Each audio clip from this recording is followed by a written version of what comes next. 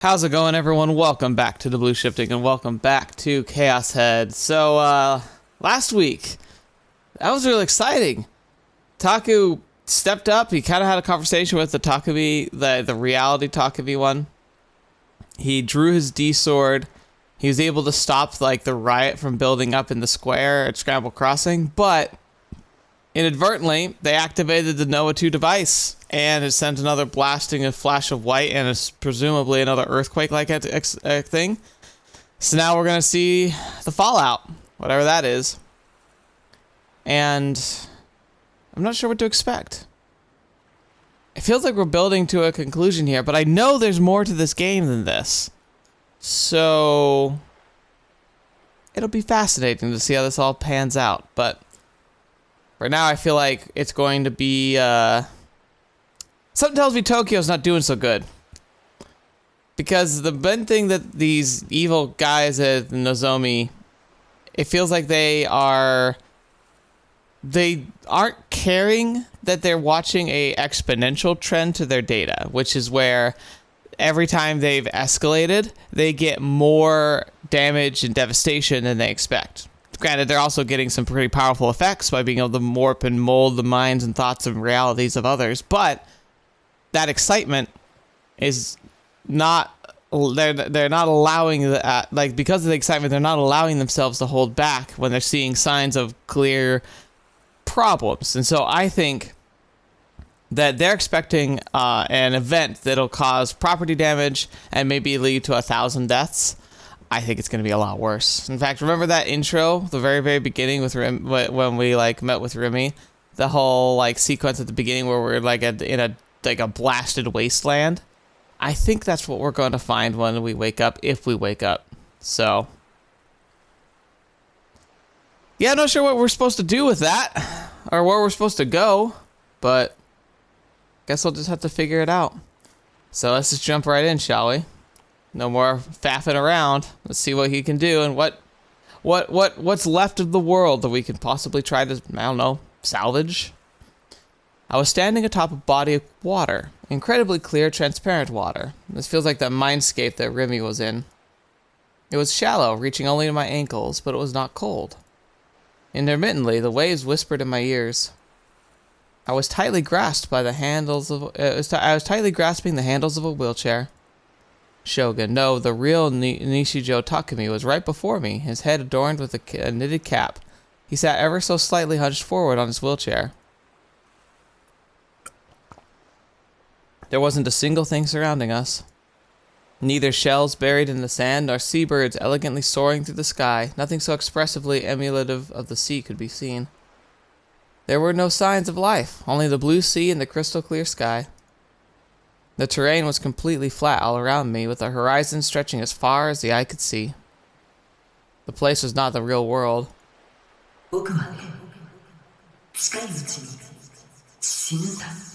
Before long, I will be dead. Is that maybe because, like Rimi said, that pulling, delusions was potentially lethal to him? Does that mean that pulling the D-sword might have been, getting the last of his strength? Together with the sound of breaking waves, I heard Shogun's voice. From where I was standing, I couldn't see his expression.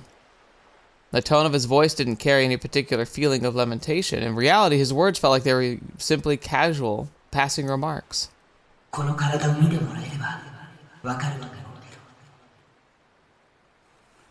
A small wrinkled and withered away. All his hair had fallen out.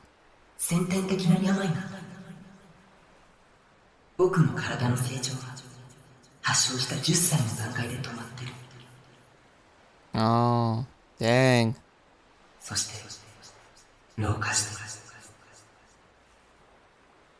I think this is a real disease, or at least it's emulating real diseases. It's basically a breakdown of your genetic code in your cells.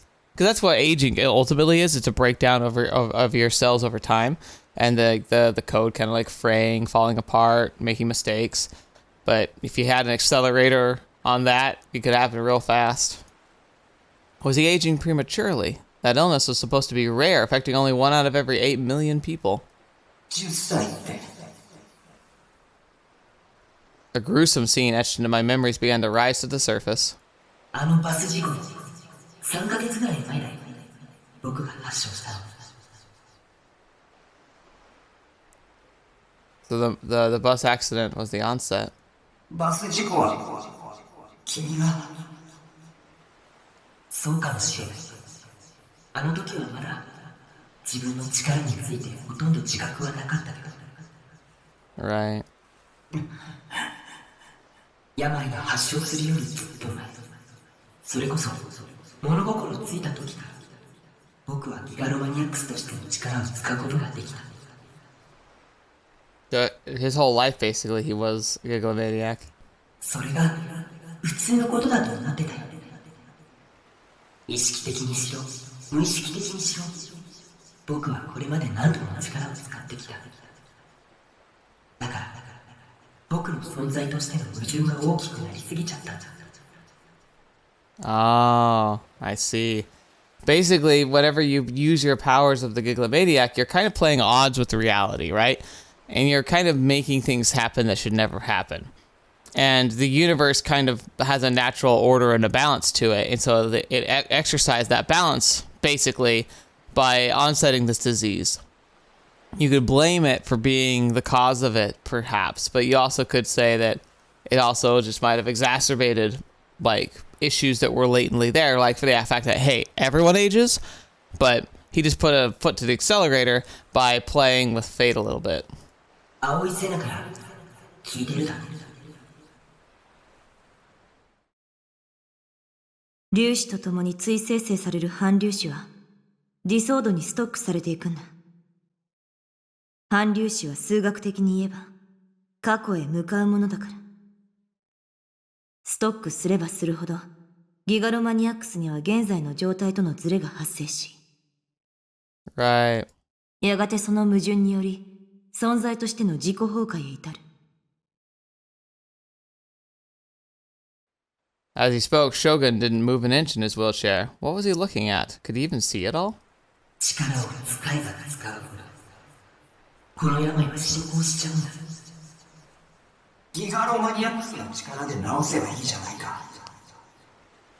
力を使えば病は進行する。端的に言えば力を使ってもプラスマイナスゼロっていうことさ。何も変わらない。Right. どうして僕みたいな肝タの下手な野郎を作ったの？もっと強くて行動的でかっこいいイケメンにすればよかったのに。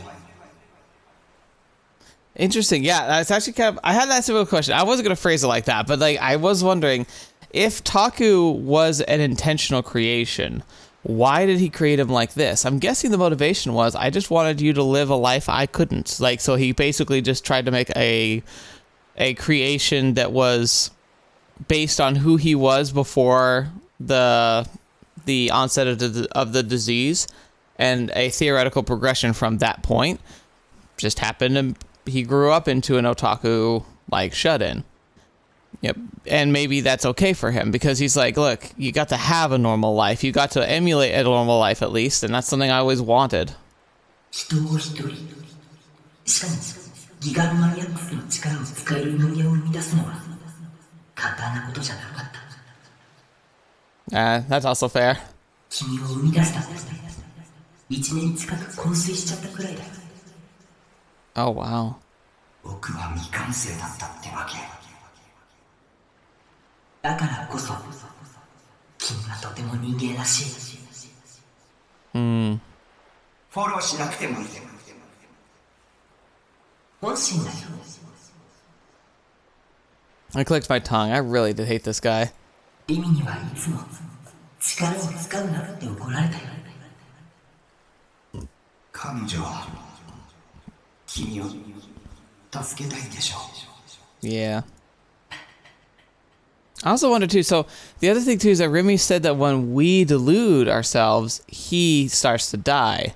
So when we're a Gigglomaniac, maybe we have access to the power, but are we just accessing his power? Because that would mean if he dies, do we no longer have the capabilities of a Gigglomaniac anymore? Heck, can we exist without him? Like, if he dies, do we just die? Like, how's that work? でも僕はリミの忠告に従うわけにはいかない。 Oh, I guess the other thing is like you could objectively say like part of what makes a delusion powerful is making others acknowledge it, right? That's what can make it manifest as real. So maybe this Taku, having had made friends, having had started making impressions with people, maybe at first those people he was friends with are super limited and kind of forced, but now he's like known by and associated with like other Giglomaniacs. Their perception of him might actually give him the stability he needs so that when Takumi, the real Takumi, dies, maybe that will give him the stability to continue to exist. That could actually be a key. Being friends with other Giglomaniacs could help establish him as a, canon entity. 今の危機的状況は僕の IR2 がきっかけなんだから。 IR2. That strange scribble on the back of my essay. IR2 はある科学者の手に留まり、やがて望みテクノロジー社によって研究が始められた。それがプロジェクトノア。言ってみれば人工的にギガロマニアックスの能力を発生させる装置。僕が計画に気づくことができたのはリミと出会ったからなんだ。彼女がひどい拷問を受けていたのはそのプロジェクトの一環だった。 Yeah, sucks. I also think it's interesting because, like, I thought, I'm sure I mentioned it, but I feel like the naming of the project is specific because Project Noah.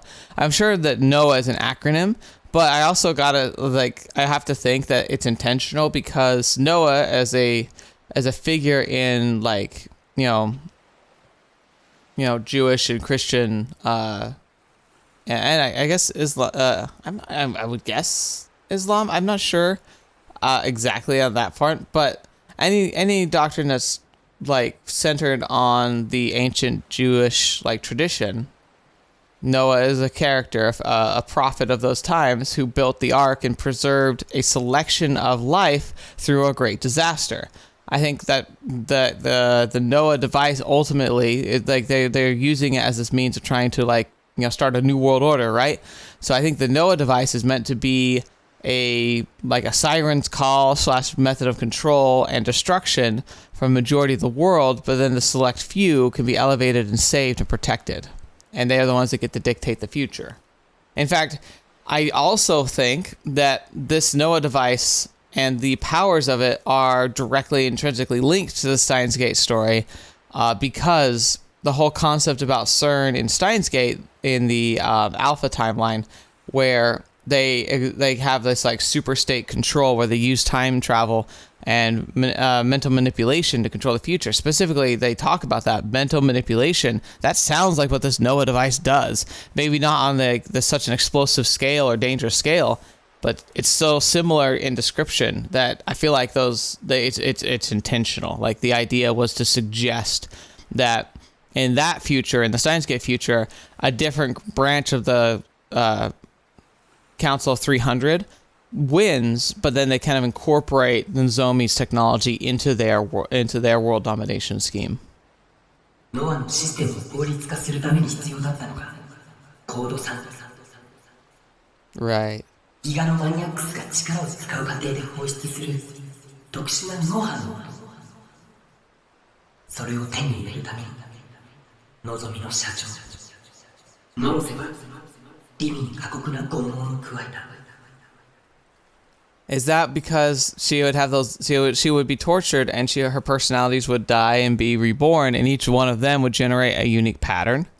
強烈な負の感情を抱くとき、ギガロマニアックスは力に覚醒し、理想度を獲得するからね。 Once again, I remembered Senna's words. バイオリズムの上昇によって中脳変影系ニューロンのドーパミンが過剰分泌されたとき、理想度は現れる。Huh. それは危機的な状況や興奮、悲しみ、憎しみ、笑いなど人それぞれだ。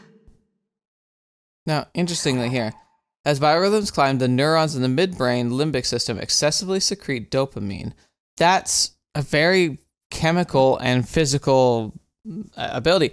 What if I understand why they're approaching things like this, but it makes me wonder why wasn't like direct brain stimulation or artificial like dopamine, injections basically. Like why wouldn't that work? Why couldn't they do it just through medical means? Why'd it have to be through torture? ドーパミン分泌量が多ければ、それだけ観測しやすくなる。Or maybe part of it is also like you need to have the massive dopamine release and be motivated to do anything to escape or to break free or to continue whatever you're going through. Because remember, she said even like happiness too. So maybe it's not just a dopamine boost. Maybe they could try and artificially create a greater dopamine boost through drugs, but then you need to put somebody in a situation where they get so desperate, overwhelmed, or emotionally invested that they start to think that anything, even something that's not real, would be worth trying. Like you have to get someone to that point of having to reach for that D-sword because, your logical brain would never say it's a good idea. So maybe that's the key. The key there is you got to have an intense rush of dopamine, and you need to then also be put in a state of mind where you're willing to do anything, even if it makes no sense. 君が僕にちょっかいをかけてきたのもそのため。君を覚醒させるためにだ。Right. ごめん。Rimi and I weren't the only ones. There were others who had undergone severe mental or physical torture because of Project Noah. Ayase, Senna, Kosapi, even Nanami, cruel trials have been laid out for all of them, so they could become gigalomaniacs. IR2 から生み出されたノア2は僕が自分の手で止めなくちゃならない。でも僕はこんな体だ。満足に動くこともできない。それに僕のコードサンプルを欲しがる望みから狙われるようにもなっちゃう。Right. That was to say nothing of how he was hospitalized at AH Tokyo General Hospital, a place where they had hidden ties to the Nozomi group. だから身を隠さなくちゃいけなかった。幻の病室のアミーちゃんか。Yep. あそこに入ってこられたのはリミだけだったよ。僕は身動きが取れなくなって、それで僕を作ったのか。Yeah. Shogun weakly nodded. リミには君を消すように何度も言われたんだ。命を削る行為だからやめろって。でも僕に残された命は長くないから力を使わなくたってあまり差はないんだよね。His voice was deeply serene. He had a certain sense of wiseness to him. Perhaps it was one you could only get from living out your days under a death sentence. それに君が覚醒して力を使えるようになれば僕の命は持たないだろうか。Right. 僕と君は一心同体っていうこと。そうだね。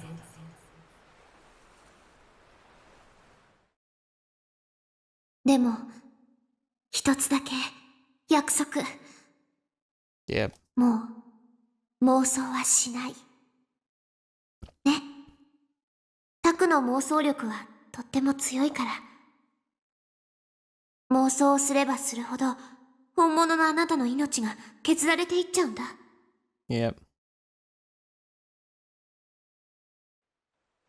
If I tried to keep my promise to Rimi, I couldn't go help her. Even if I could, I wouldn't be able to do a thing. It wouldn't matter what I tried. They'd turn the tables on me in an instant. 君の命はあとどれぐらい持つ？きっと今日か明日までじゃないかな。Dang. そこまで。I was stunned. I hadn't expected him to have so little time left. 僕が覚醒しちゃったから。Yeah, probably. 気にしなくていいよ。君の覚醒は僕にとって本望だから。君が死んだら僕はどうなる？ Yeah. 君は僕と一心同体であると同時にリアルブートされたことによって現実の人間になった。生まれ方は特殊かもしれないけど、君は人間だよ。Yeah, so if that's true and that holds out, then it is we really should view them more like twins.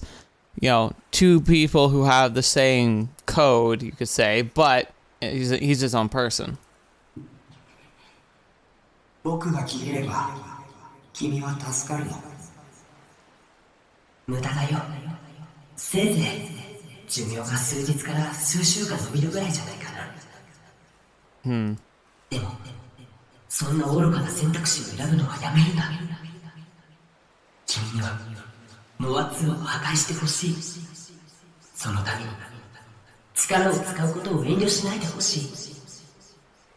言われなくても分かってる。君に遠慮するほど僕はお人よしじゃない。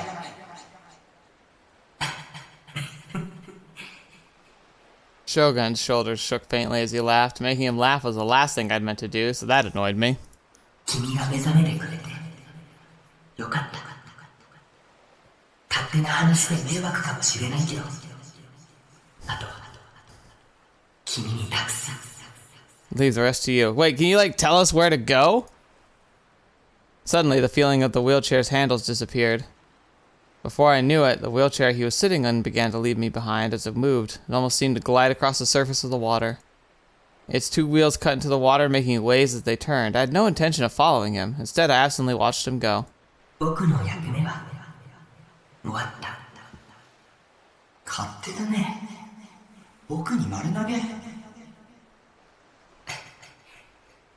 少し疲れちゃった。眠らせてよ。 Yeah. He turned to me from his wheelchair, and as usual, I couldn't read his expression, but his voice showed an intense urgency. 時間がない。急いで。ノロセはノア2を本格的に稼働させた。こうなったらノア2を直接破壊するしかないんだ。頼んだよ。 Yeah, but where do we go? And then, as if embraced by a cloud of mist, he began to disappear. The very colors of the mental world slowly began to fade. 君に頼まれる筋合いなんてない。僕自身が決めたことをやるだけ。 The sound of the waves became more distant. Just like Rimi had once, I burned this perfectly crystal clear sky into my memories. And then I gently closed my eyes. Here we go. Let's see what happened. Yeah, thought so. A reporter on the radio was reading the news with a grave tone. 現在までに確認された死傷者の数は233人ですが、この数は最終的に3万人を超えるとみられ。 Well over 30,000. Sheesh, they confirmed 200, but we're sure it's gonna hit 30,000. 気象庁の発表によりますと、今回の地震の規模は震度7、マグニチュードは 7.8 と関東大震災に匹敵する規模です。 7.8. 渋谷では建物の一部が倒壊し、大規模な陥没も発生している模様です。首都高渋谷線が高架の倒壊により全線通行止め。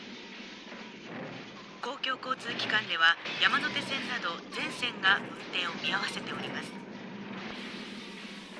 Static mixed with the news until eventually the reporter spoke no longer. ダメだわ。また聞こえなくなった。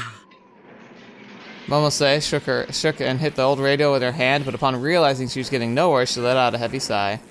古いから使い物にならないわね。Forcing a smile, she looked to the side. She could see the figures of Kishimoto Ayase and Kusunoki Yua walking along, expressions of fatigue coloring their face. Both of their uniforms were covered in soot, making it clear how laborious the trek here had been. And yet, the great swords they were holding, their D-swords, did not have a speck of dust in them. Instead, they shone with an unclouded, brutal radiance.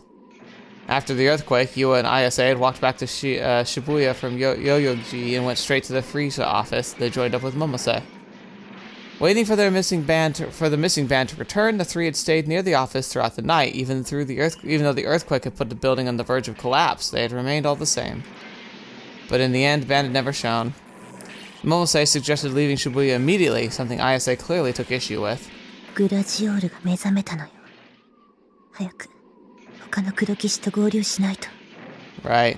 It's gonna be all of us trying to take out the Noah too, right? Ayase asserted her feelings of urgency by tugging on Yua's hand, waiting to reach the rubber-laden heart of Shibuya as quickly as they could. In the end, Yua and Momose had no choice but to follow along. It was 7 a.m. Not even an hour had passed since the sky had first begun to brighten. There was not a single trace of the refreshing morning air. The utter mayhem that had been cloaked in darkness was slowly being exposed by the rising sun, and right now the three girls found themselves in the midst of it. And I don't know why it's being so loud in the background. It's like someone's just repeatedly smashing glass. The city of Shibuya had been transformed into the very picture of hell itself. Roads were torn to oblivion, asphalt protruded from the earth. A number of buildings had collapsed, their debris scattered in broken chunks along the sides of the road. Nearly every window that could be seen was broken, and a massive billboard had fallen from its usual perch on top of a building's roof. One would not have had to walk far to see countless corpses left undisturbed, littered among the cast. Oh yeah. Okay, now we know definitely. How is there only 233 confirmed? There's absolutely, they probably passed that many just getting here, and that's the ones they could see. For every body, Momose witnessed the same act played out inside her head, one in which she collapsed her hands together in pity for their demise. But there was just far too many. It was only part way through that she could not take it anymore, realizing the only way to retain her sanity was to ignore them outright. The remaining people they would occasionally pass had lost all expression, existing only to stagger aimlessly through the streets. A group of men had come together to try and help the survivors buried beneath the rubble, but it did not seem like there was much they could do without heavy lifting equipment. Momose took another glance at what Yua was holding in her hands. A D-sword. Ayase had explained them to her. Much like magic, they were swords that could be taken out of thin air. What Ban had told her had been true. And yet, Yua seemed only shocked and bewildered about possessing one for herself. ねえ岸本さん Ayase, walking slightly ahead of the group, paid no attention to Momose's call. The expression on her face made it clear her patience was wearing thin. このディソードを持つ人はあなたたちを含めて全部で7人いるっていうこと？そうよ。他の人たちがどこにいるのかわかるの？わからないわ。だったら感じるのよ。意志を。Yeah. こっちで間違いないわ。Ayase was effectively a brick wall. With no other option left, Momose repeated the same words for what felt like the thousandth time. 今むやみに歩き回るのは危ないわ。ひとまず安全なところに避難するべきよ。ダメよ。時間がないの。もしかしたら他の黒騎士だったかしら。その人たちだって避難場所にいるかもしれないでしょ。そうですよ、岸本さん。私も避難場所に行くべきだと。I mean, there's logic to that, obviously, but... Ayase suddenly came to a halt, as though Yua's backing had possibly made some sense to her. She narrowed her eyes. And then she looked beyond the rugged, Dogenzaku roads that no car could traverse. いた。え？いたって何が？ Oh, Nanami, why are you just here? At the end of Ayase's gaze was a lone girl walking away from the station. She was wearing a Suime Academy uniform, though it was far more tattered than either Ayase's or Yua's. And with only her left hand, she was holding an enormous cross-shaped sword to her chest. Her gait was markedly unsteady and looked as though she could collapse at any moment. 大変! Momose's body jiggled as she ran toward the girl, toward Nishijo Nanami. The D-sword Nanami was carrying had caught her eye, but instead of prying in order to sate her curiosity, she focused only on supporting the girl's petite frame. 大丈夫？よく頑張ったわね。今病院に連れて行ってあげるから、気をしっかり持つのよ。Nanami's eyes responded in blank confusion to Momose's words of encouragement. え、なんて言ったの？ナナのバングル。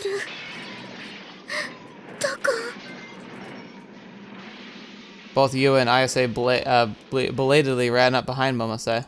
この子、西条くんの妹さんです。そう。黒騎士の資格があるのも頷けるわ。匠の妹な。Huh. 二人ともこの子を運ぶのを手伝って。なんとか病院に連れて行かないと。痛い。Nanami groaned in pain. 右手。Nanami. 右手？ Momose inadvertently glanced toward Nanami's right hand, gasping in surprise when she did. だってひどい。こんな。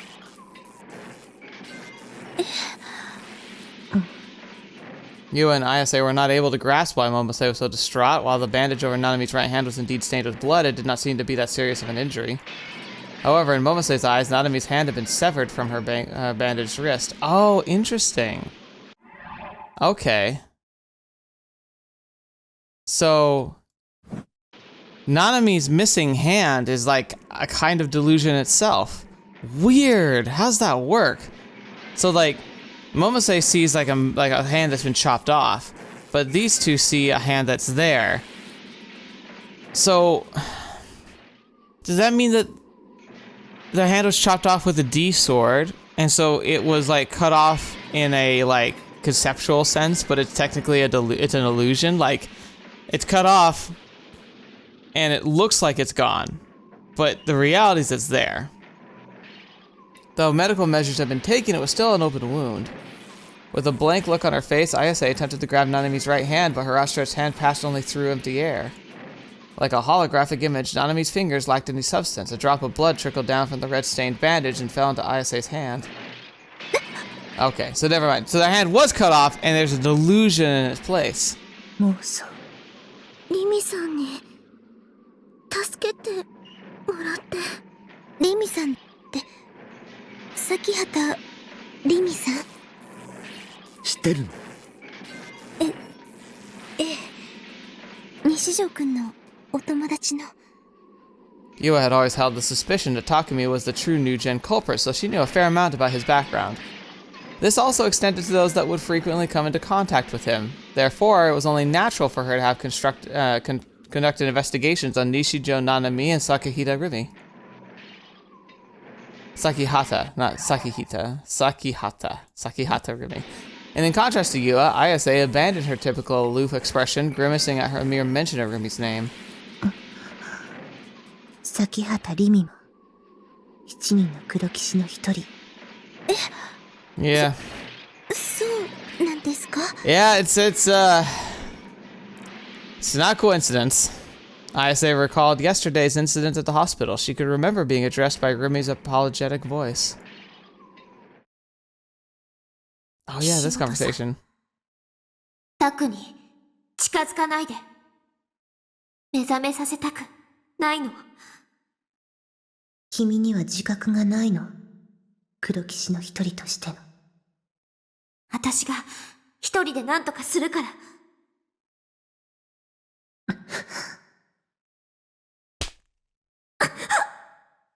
とても美しいわ、その思いは。でもそれは、大いなる意志の望むことじゃない。The greater will. That's so weird that she's so attached to the greater will idea, but yeah, interesting. 私も望んでいないわ。あなた一人に全てを背負わせるなんて。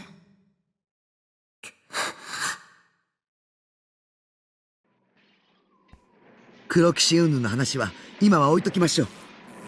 とにかく早く病院に連れて行かないと血が止まらないわ。Momose gently placed her handkerchief on Nanami's open wound. すごい熱だし、顔色も悪い。急がないと。お兄に会いたいよ。 Tears trickled from Nanami's vacant eyes. Right at that moment, something happened. What was that? What? Wait, what?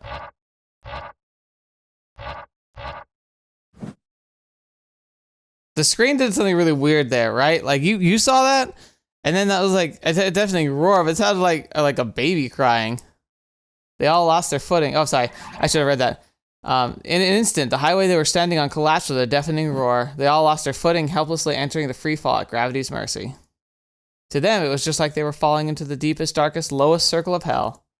Losing herself in the illusion, Momose raised a scream so loud it betrayed her age entirely.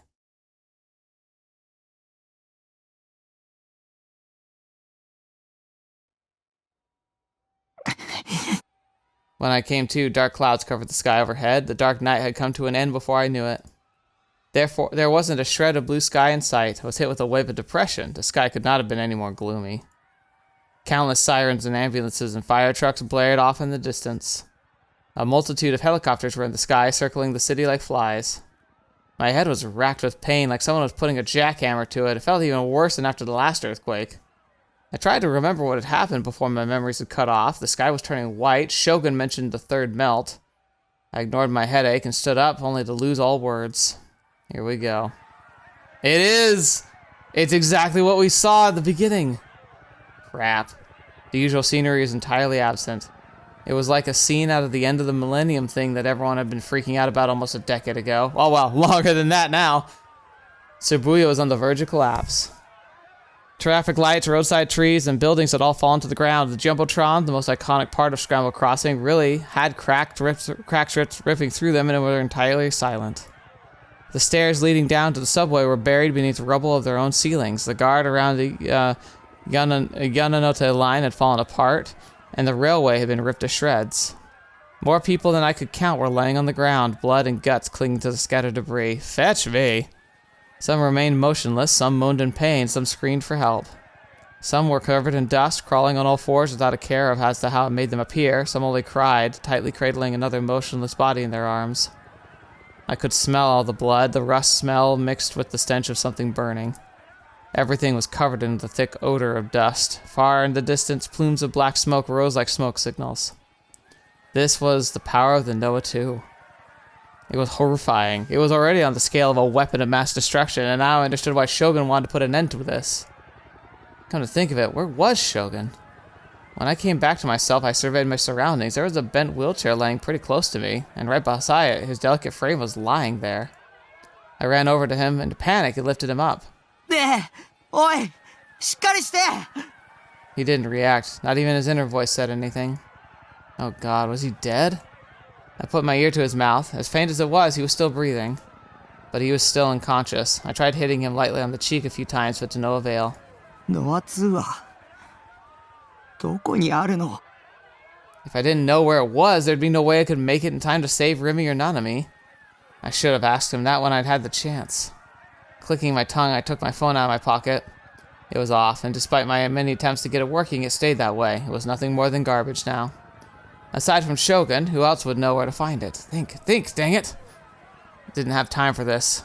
While I was wandering around doing absolutely gosh darn nothing, that Norisa guy could be ready to kill Rimi at any moment. Then who? Who was someone I could trust? Someone I knew who knew about Noah too? 君たちは特別な存在だ。中でも一番特別なのは、その目、誰の目を産み落とした少年。畑野一世。Senna's dad, the one of the founding members of Project Noah, the person who was nowhere to be found right now. Not to mention, I'd never met him before. Wait, was it possible we'd passed each other in the street before, actually? Yes. Kozapi had told me about the homeless lifestyle, the guy who was wandering around Shibuya. 見つけるしかない。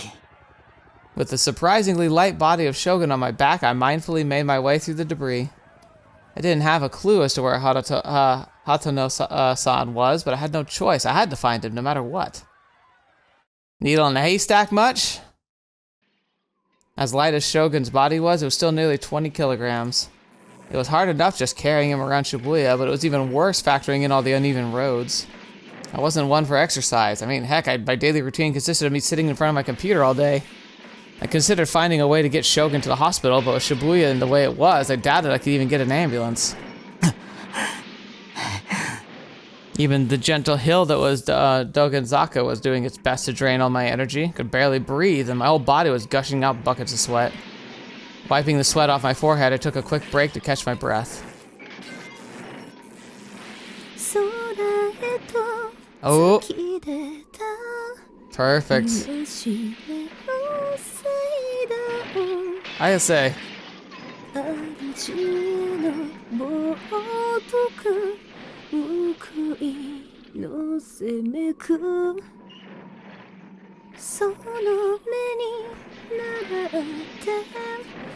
歩み続くがいい一つまた一つと闇に手と手をつないで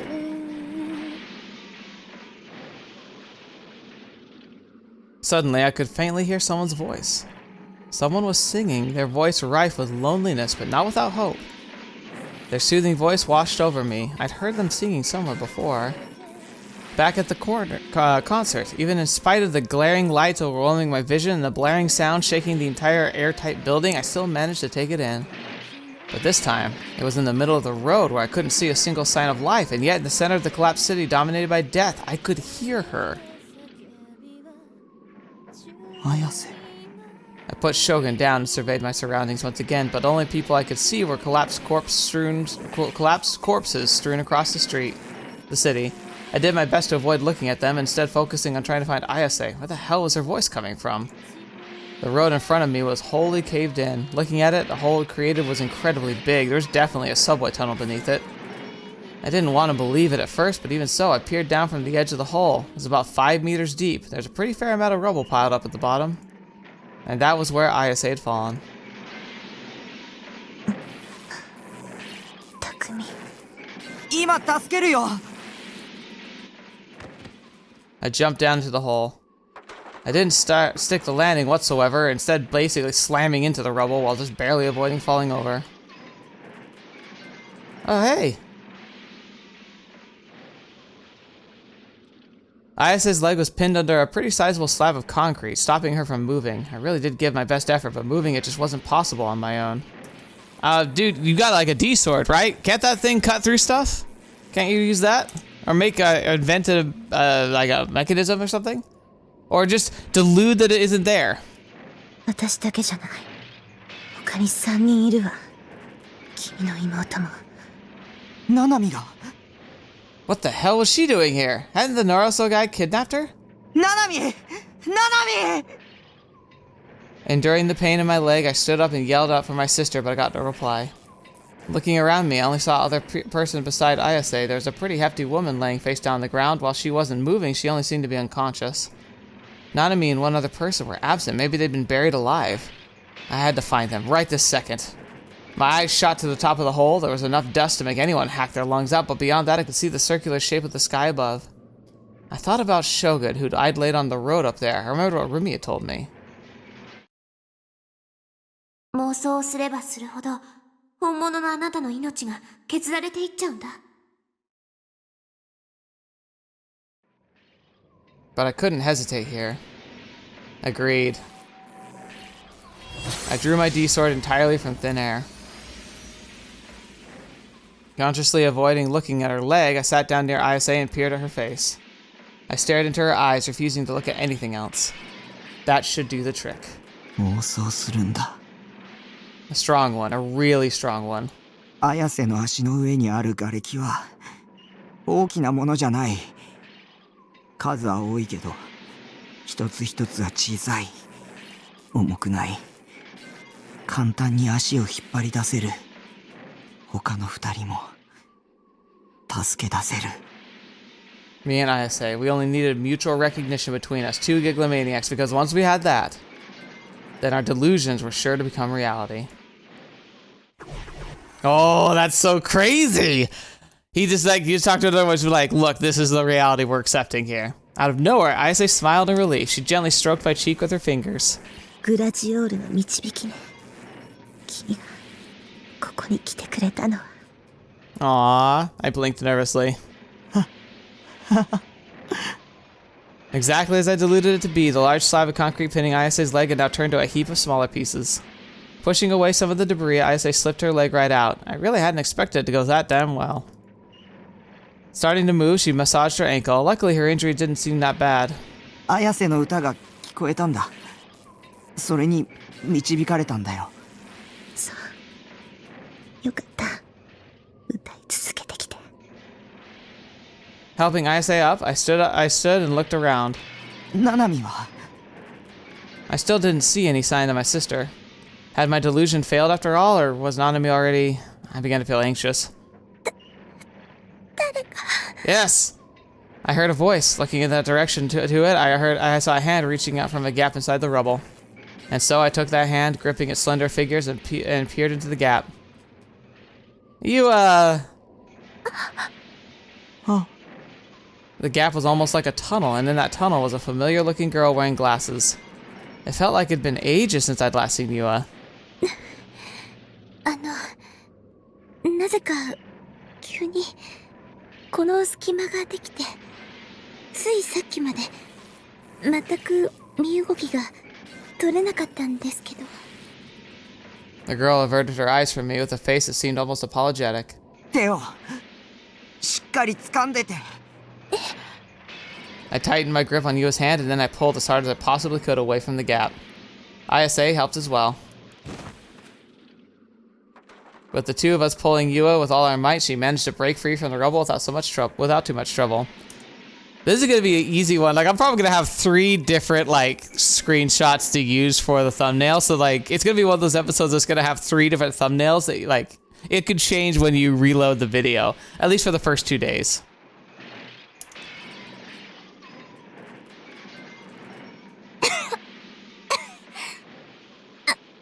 ありがとう、小杉。 She was covered from head to toe in dust. A few pieces of concrete were tangled up in her long hair. But even with all that, Yua seemed completely uninjured. And now Nanami. Leaving Yua with ISA, I started to search for Nanami.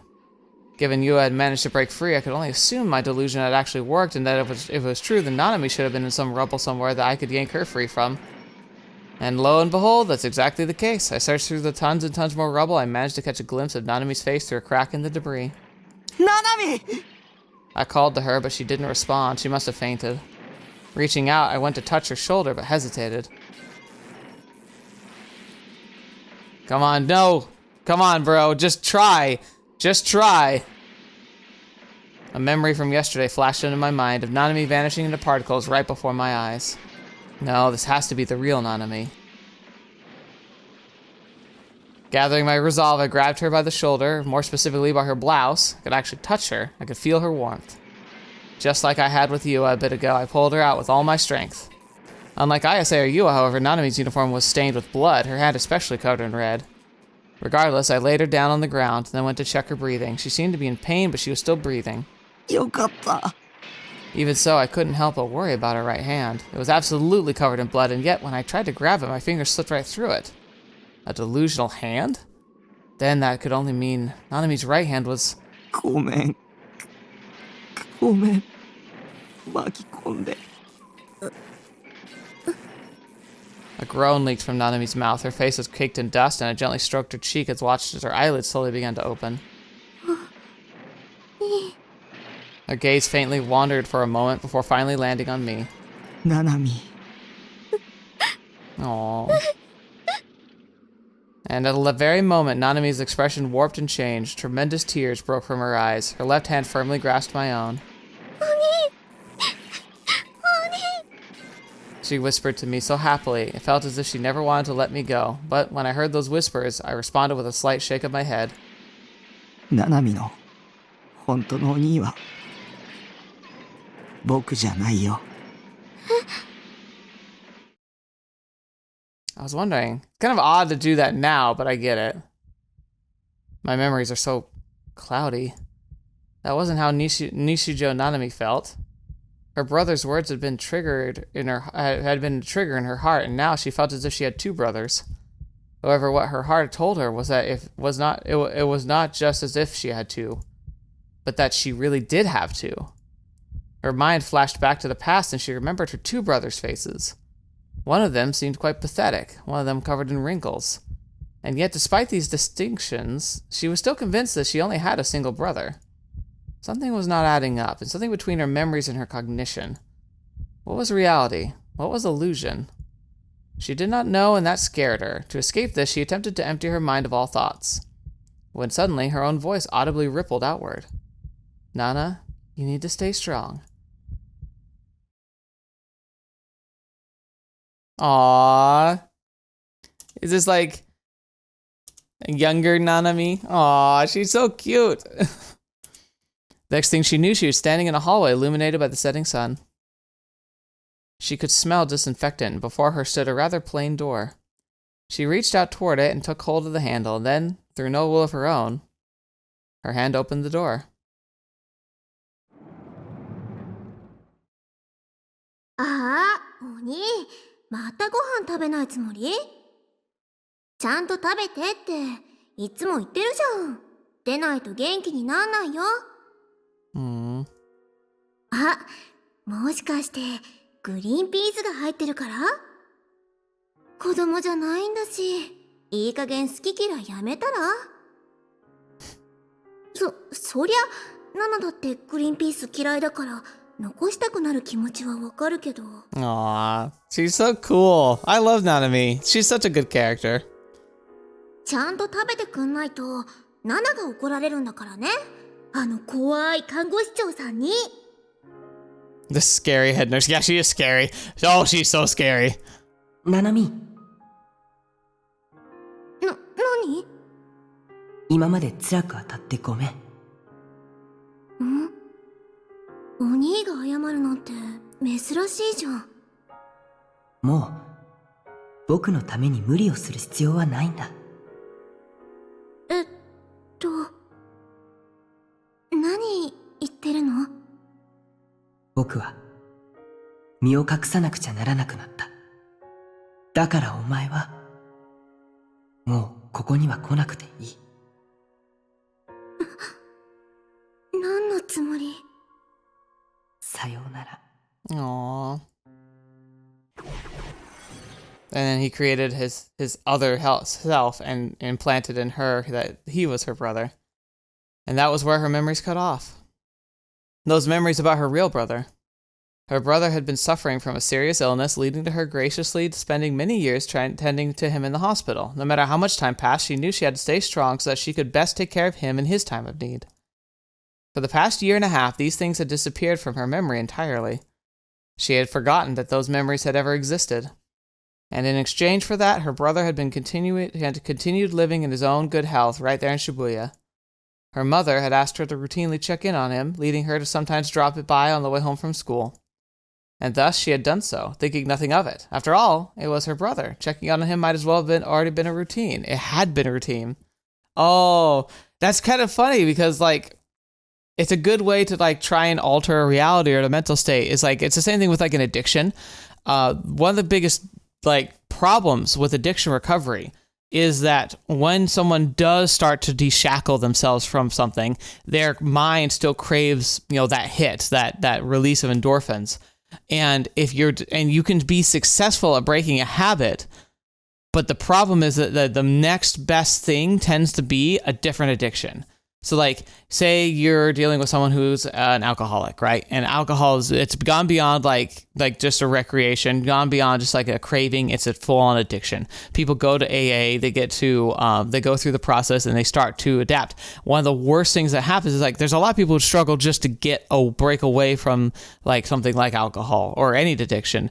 But the problem is that as soon as they do, the next most likely event to occur is they'll pick up a new vice of some kind. And now that can be another substance, because going from substance to substance is pretty easy because they often hit very similar chords. In fact, I remember my grandfather, he decided he wanted to quit smoking, and he went from smoking to chewing tobacco. So it felt like he didn't really he made like a lateral step. The benefit of chewing tobacco versus smoking was that smoking wasn't like, he wasn't giving secondhand smoke and making the house stink up as much.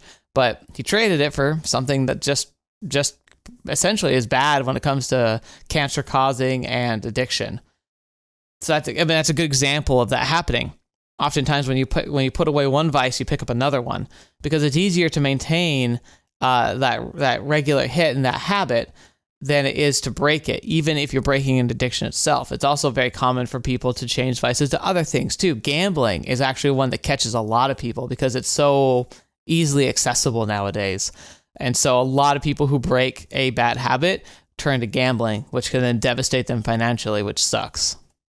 So along that line, when Takumi released her and sealed away her memories so that she wouldn't come by anymore, the idea and the imprint to check on her brother continued to be there, maybe because her parents asked her to do so. But Takumi replaced himself with Taku, and it was this instinctual routine she already had built into her to go and check up on him. She had never housed any doubts about it. どうしてナナは忘れちゃってたんだろう。 Nearly 30 minutes had passed since she'd been rescued from beneath the rubble, and now she'd finally been reunited with her real brother. There he was, lying on the road. He was still breathing, but remained unconscious. His body was as small, wrinkled, emaciated, and incredibly weak as she remembered. It was the brother from so long ago whom she'd always known. Aww. こんなのひどいよ。 This is too much. Look at this. This is like the saddest thing I think I've ever seen. Holy crap. Look at this. This is so sad. And she's just handless. Just no hand. ナナはお兄に文句ばっかり言ってたけど。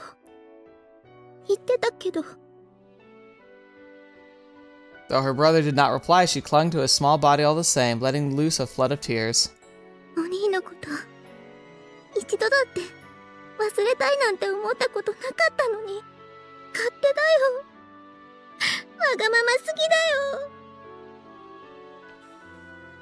The sound of metal lightly scraping against something came from within her brother's clothes, and a moment later something slipped free from his pocket. Her bangle, huh? Yeah. It was what Nanami had been searching for. When she lost her right hand, she lost it as well. A flimsy, cheap bangle with a snowflake motif. Confused, she stared at her real brother's face, but his eyes, buried in wrinkles, did not open in return. Nanami picked up the bangle with her left hand. She remembered how it felt to touch. It was her brother's first present to her, Nanami's greatest treasure. Nanami lifted her gaze unconsciously, searching for her other brother. He was holding a long sword and his back was turned to her. But he was walking away. He was leaving this place, even without saying a word. Nanami could understand that much. The fact that he might leave without saying even a word to her left her wrought with a terrible loneliness. 行っておいで。 Nanami's brow furrowed in confusion. She softly searched around herself. 今声が It was her brother's voice. That much she indeed remembered. The voice of her brother who should have been unconscious. 彼は僕と一心同体。もう一人のお兄なんだから。 Whether it was truly her brother's voice or a mere hallucination, Nanami couldn't tell, and yet, regardless of which it was, she whispered all the same. わかった。 She whispered to her brother, who still lay on the ground. Aww. Nanami stood up and walked toward her older brother's back. She hardly had any strength left. Day after day, she'd been trapped in a pitch-black room, forced to take part in some sick tableau of agonizing crucifixion. She could not even remember how many times she'd thought she would die. Her right hand in particular caused her tremendous amounts of pain, as if chisel was being struck into it all the way to the bone. The sensation that she lacked her hand, together with the illusion that it would still remain, were tearing her mind in two. Oh, that sucks. That was used as torture. That's awful. She was exhausted, both mentally and physically. Yeah. If she lost focus, there was no doubt she'd fall to the ground too drained to get back up again. Therefore, she had to make a desperate effort to reach her hand out this very instant. Even if it took more effort than she could give, she would do everything in her power to make him stop. 待って。 She narrowly managed to squeeze something out, and thankfully he had heard her. He halted his stride and looked back toward Nanami. Even though she had managed to stop him, she was at a loss for what to say to him. The reality was that this person was not her brother at all, the conviction that this person was her brother to the end. Those two feelings had blended together in her head, making them even harder to discern. But she gripped her bangle tightly in her left hand. It had been his gift to her, the one that felt cold to touch but warm to the heart. The very existence of this bangle linked both him and her together. That was how she felt. And that answer was all she needed. Her hesitation instantly faded. お兄は本当のお兄じゃないかもしれないけど、頼りにならなくて、おたくさんで、アニメキャラもお人形さんばっかり集めてて、 Yeah. 口が悪くて、愛想もなくて、意地悪なことばっかり言うけど、 Yeah. Aww. ナナのお兄だよ。 Aww. You better turn your butt around, sister. You gotta go give her a freaking hug. Trying her hardest to fight back her tears, Nanami smiled as best she could. ありがとう、ナナミ。 Upon gazing at his expressions, she saw that her older brother seemed a little embarrassed, and with that, relief washed over Nanami, before slowly putting her consciousness to rest. Yeah, you did your best. You've done way too much. Nanami nearly collapsed, and I hurriedly went to catch her. She had lost consciousness, her face was pale, and she was clearly having trouble breathing. 早く病院に運ばないと、このままじゃ危ないわ。 The hefty woman, who had introduced herself as Momose, peered at Nanami's face as she voiced her concern. Next, she turned to Shogun. そっちに寝かせてる子もね。 Agreed. I decided to leave Nanami in Momose's care. 2人を頼みます。あなたはどうするの？探さなくちゃいけない人がいて。 So I could learn the whereabouts of Noah too. I had asked Nanami since she'd been taken there when she was kidnapped, but she wasn't too sure of it herself. Yeah, that tracks, honestly. In the end, I had no choice but to find Hatano. 必要なことなのね。グラジオールを倒すために。グラジオールか。 Replace that with Noah too, and... うん。そうだよ。 Ayase's expression stiffened. She took a single step toward me. By the way she slightly dragged her leg, I could tell she'd genuinely been injured. 一緒に行くわ。私も。その必要はないよ。 Even though I tried to tell her no, she only shook her head in refusal. 基地に集まらないと。綾瀬も、それに、岩も、畑野っていう人を探してほしい。 At the mere mention of her name, Yua jumped a little from her hiding spot behind Momose. その人が、ノア2の場所、知ってるから。一緒に行動しなくても、僕は、みんなの見聞きしたことがわかる。Oh, that's kinda creepy. だから、今は手分けして探して。That was the best option we had at the moment, and we had to be quick about it. There was no guarantee we'd be safer if another earthquake struck. わかった。Ayase seemed to agree with me, though she didn't look at all happy about it. なんだかよくわからないけど、野呂瀬源一が、すべての黒幕です。そういうこと。それなら、妹さんたちのことは、私に任せなさいな。Momose puffed out her chest in a display of bravado, and then she gave me a quick nod, like an attempt to cheer me on. She's awesome. ただし、She's the 無茶しちゃダメ goat. よ。それと一つ頼まれてほしいんだけど、ばんちゃん、ヘラヘラ笑ってるうさんくさそうな中年刑事を見たら、私に連絡するように伝えてくれる？ Did she mean Bond Yasuji? I knew all about how he died. He'd been shot and killed by his own partner. I'd unconsciously seen it all unfold. I fully intended to tell Momose this, but... まったく。あの人はこんな時に、どこをほっつき歩いてるんだか。まあ、案外どこかで、怪我人を助けてるのかもしれないけどね。Momose had to go on and say something like that, and now I could no longer bring myself to tell her the truth. というわけでよろしく。はい。 Without meaning to, I nodded, making a promise I'd never be able to keep. But that had not been the only answer I could have ever thought of. That had been the only answer I could have ever thought to make. 西条くん。 With her head lowered, Yua spoke with barely an audible voice. For a good while now, she'd been nervously taking peeks at me, which made me think she had something to say. あなたのこと疑ってごめんなさい。 Aw, you had good reason to suspect him, honestly. Based on everything we've seen, it was definitely a very real possibility. I was pretty convinced it was like a secret personality myself, so... ironically, despite the fact that I've never felt like a great like vibe with Yua, like personally, like me, that like oh yeah, I've really invested in learning more about Yua, which I do think she's definitely interesting. I want to learn more about her, but like there's other characters I've been finding more fascinating. I feel like Yua and I definitely were on the same level when it came to theory crafting, so gotta relate with her there.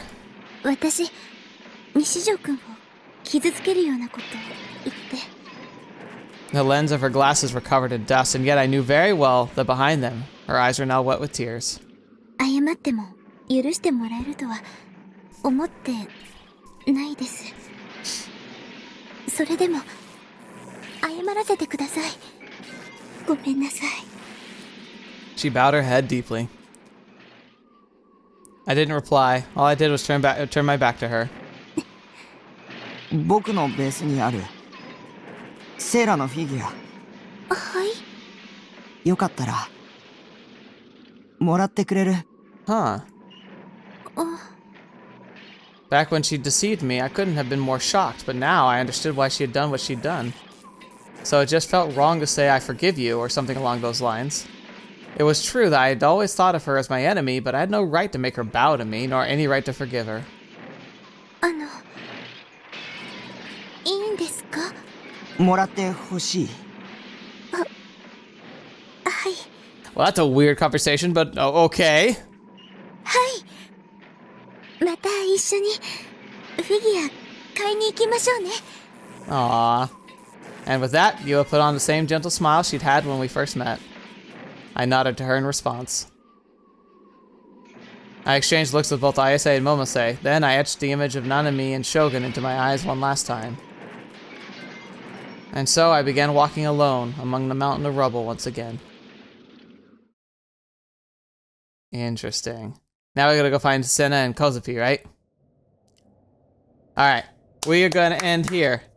I know it's not the best place, but come on, we've been here for a while, and it's a decent transition, because now I imagine what we're gonna do is we're going to find Senna and Kozupi, and then we have the assault on Noah too. So I feel like this is a good place to end. I did a lot of theory crafting, a lot of just like kind of interpreting and thinking about stuff, so yeah, it was a bit of a slower paced one, but still. Mwah! Oh, it's so good!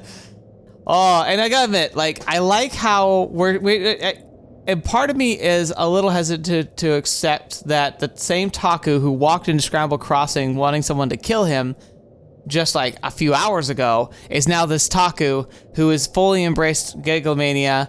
He has been able to start manipulating his delusions properly, and that he's able to just kind of accept and roll with these things, talking very, like, having this kind of conviction to himself and everything. It's a drastic change. But I feel like drawing the D sword kind of connected some stuff in his head.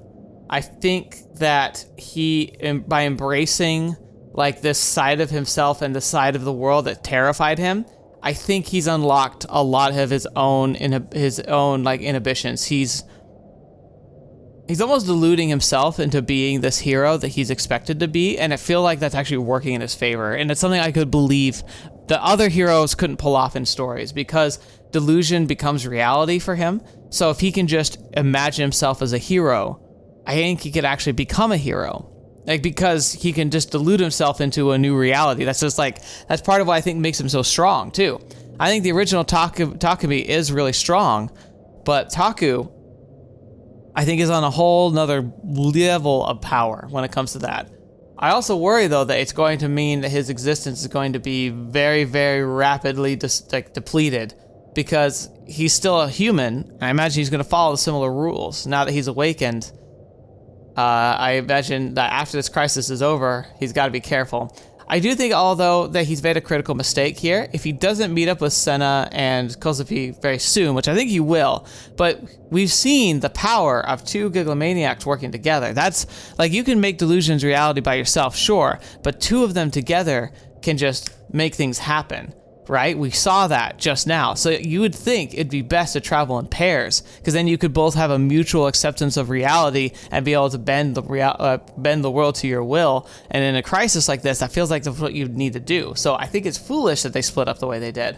I think they should have stayed in a group of three and then split off into groups of two when they could. But we'll see. I'm still excited to see where this goes. I don't think there's any major mistakes here or things I'm truly that concerned about. I'm interested to see, though, because Nanami's one of these D-Sword Wielders. Is she going to make an appearance at the end, or is this the end of her story for now? I'm not too sure. She definitely needs the medical help, though. Holy crap. But that was very sweet. I liked kind of being able to see kind of her story get, like, wrapped up properly. And now we see where we take things from here. Ooh, this is getting real spicy. But yeah. Thank you so much for being here. I appreciate it. It means the world to me that you come by and watch these videos with me and have been sharing such great comments. It's been really fun. I know it takes me longer to get to them and to do other things, so I'm grateful for your patience in all of this, and I hope that you are excited to see where we go from here in these stories. I'm very excited to be able to share this with you all and kind of take you on this journey with me. And I'm also finally making my way through the Baldur's Gate video. I've been like making daily progress on it, and so I think it'll be done pretty soon. I wish I were better at editing. I wish I could take a class and like just really get down and know how to do like a lot better editing. Because the only other option I would have would be to have to hire somebody. I just don't have the funds for something like that. I wish I did. I'd love to someday, but as it stands, it's just not feasible right now. But I know in my head, I can picture what I wish my videos would be like, the way that they could edit, to make them more engaging and more interesting. I can see exactly how I want it to be, and I just cannot figure out how to make it happen. And now I just don't even have the time. Maybe the other thing too is like, at this point, I feel like I'd be on the crux where if I could take the classes, or I could really like hone my skills and even just use YouTube tutorials and just like practice every day, I could really make myself better. But until I get to the point where I can take those classes, it's just not feasible right now. That sucks. I feel like I could be making content that's more enjoyable for you to watch if I could do that. And so I feel like I'm kind of, limited, and that's unfortunate. But, maybe I'll just need a little more time. Maybe life will assert itself. Maybe when I don't have to work nights anymore, maybe that'll become something I can manage. So let's hope, shall we? But until then, I appreciate your support. If you continue to support me, I promise to do everything I can to try and pursue those lengths, especially eventually if we get to the point where we get to like a good tipping point where it becomes a lot more like focusable and manageable. I would love to hire an editor. I just also don't want to cheapen that. Like, I'm not going to go and try and find somebody who is just desperate for work and pay them like bottom dollar because it's all I can afford. I want to make sure that if I get an editor, I want them to be somebody who's a partner with me, like that we're making content together. So it's weird because that's just been on my mind today, because I got approached by somebody asking me like, hey, have you ever wanted to start a business? And like, I was like, well, yeah, that'd be kind of nice. But at the same time, I kind of already have one. Like, it's silly to approach a YouTube channel like a business, but for the successful channels, they are. And I'd love for that to be the case someday. This is something I'm passionate about, but I don't know. I just don't feel like so impotent in that way.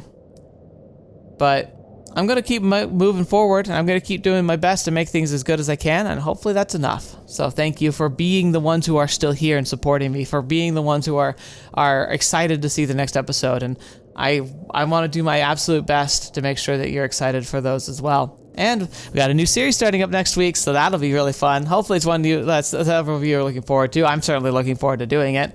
So thank you. I really appreciate you being here, and I hope that you enjoy yourselves. But until the next video you watch with me or happen to see me in next, I'll see you there.